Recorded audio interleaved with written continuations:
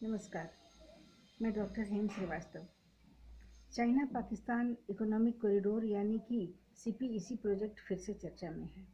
ये चर्चा में इसलिए आया क्योंकि भारत ने आपत्ति दर्ज करा दी कि पीओके हमारा है और आप इस पर कैसे प्रोजेक्ट बना सकते हैं। ये प्रोजेक्ट यानी कि एक गलियारे के रूप में है जो कि चाइना से चलता है। चाइना के सिंजियांग प्रांत से ये पीओके में घुसता है। पीओके को पार करते हुए ये मेनलैंड पाकिस्तान में एंटर करता है और पाकिस्तान की पूरी लंबाई को पार करके ये कराची के निकट ग्वादर में अरब सागर में ये खुलता है।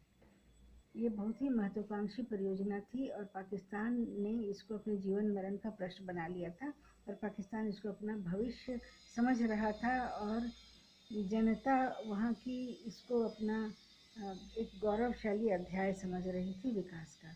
इससे पाकिस्तान की इकोनॉमिक कंडीशंस सुधरने की संभावना पाकिस्तान की सरकार हुकूमत समझ रही थी कि इससे बहुत सारे ट्रेड सेंटर्स खुलेंगे, रेलवे प्रोजेक्ट्स होंगे, इसमें डिफेंस इंस्टॉलेशंस होंगे और भी बहुत सारे सिस्टम्स का मिला जुला रूप था ये सीपीईसी।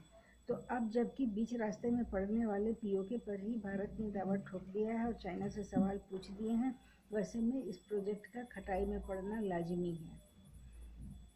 अब चाइना के पास कोई विकल्प नहीं है और पाकिस्तान के पास कोई उत्तर नहीं है क्योंकि वो पहले से ही ग्रे लिस्ट में FATF यानी फाइनेंशियल एक्शन टास्क फोर्स की वो ग्रे लिस्ट में पहुंचा हुआ है। बस आतंकवाद की वजह से अब उसको ब्लैक लिस्ट में पहुंचने की देरी है। तो अब इस प्रोजेक्ट के बंद होने से पाकिस्तान को बहुत बड़ा धक्का लगना तय है। ये उसके पिछले कई बरस का सपना था और आज तक पाकिस्तान ने कैसे विकास के कार्य किए हैं, कैसे आतंकी की खेती की है, सारी दुनिया देख रही है। तो ये सीपीईसी ही था जो कि पाकिस्तान को किसी नरक से या किसी गटर से उभार सकता था, लेकिन अब उसकी संभावना भारत अब ख़त्म कर रहा है। भारत की जो केंद्रीय नेतृत्व है उसने अपनी नीतियाँ बहुत स्पष्ट रखी हैं। पहले तो अपने 370 हटा के कश्मीर को, जम्मू एंड कश्मीर को सीधे सीधे अपने हाथों में ले लिया और उसके बाद अब उसी के तहत जो पीओके पड़ता है उस पर खुला दावा ठोका है। ऐसा स्वतंत्र भारत के इतिहास में ऐसा पहली बार हुआ है। अब इस प्रोजेक्ट के बंद होने से चीन को भी निराशा होने की बहुत गुंजाइश है क्योंकि चीन ने भी बहुत ऊंचे सपने देख रखे होंगे कि वो पाकिस्तान की टेरिटरी पर धीरे धीरे एकाधिकार वो करेगा और उसने ग्वादर के निकट समुद्र में कब्जा करना शुरू भी कर दिया था, ऐसे समाचारों में आ रहा था। इसके अतिरिक्त चीन को जो सस्ता तेल मिलने वाला था, ऐसे चीन को बहुत महंगा तेल मिलता है। पेट्रोलियम और गल्फ ऑफ ओमान के निकट के देशों से लेकर के आता है और उसके बाद अरेबियन की खाड़ी, फिर हिंद महासागर होकर के वो बे ऑफ बंगाल होकर के मलाया, मलक्का आदि देशों को पार करते हुए चीन की पूर्वी दिशा में पहुंचता था।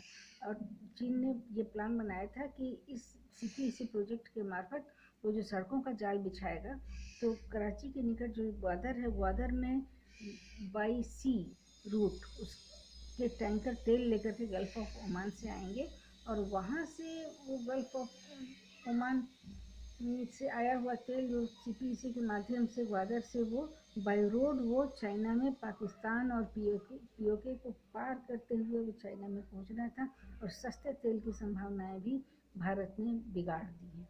तो इसलिए दोनों देशों का प्रभावित होना तय है और दोनों देशों से संबंधों का भी प्रभावित होना निश्चित है। जय हिंद, जय भारत।